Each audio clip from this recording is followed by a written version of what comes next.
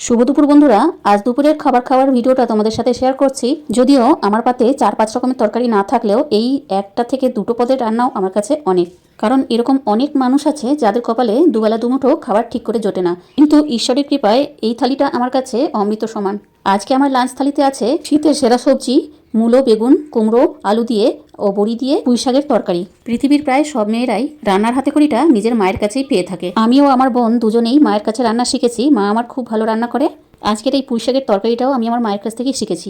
এই তরকারিটা খেতে এত মজার হয়, শুধু আঙুল নয় থালাটাকেও চেটে পুটে পরিষ্কার করে খাই। যখনই এইসব ঘরোয়া রান্না খাই তখনই আমার মায়ের হাতে রান্নার কথা মনে পড়ে যায়। এক তরকারি ভাত হলেও এটা আমার কাছে অমৃত সমান। আর যে কোনো তরকারির ওপরে এরকম ভাবে লেবু রস চিপে খেতে আমার ভীষণ ভালো লাগে। আমার মনে হয় পৃথিবীর সব ছেলে মেয়েরাই তার মায়ের হাতে রান্না ভীষণ পছন্দ করে। যে যতই রসিয়ে কষিয়ে রান্না করুক, মায়ের হাতে রান্নার স্বাদ কোথাও পাওয়া যাবে না।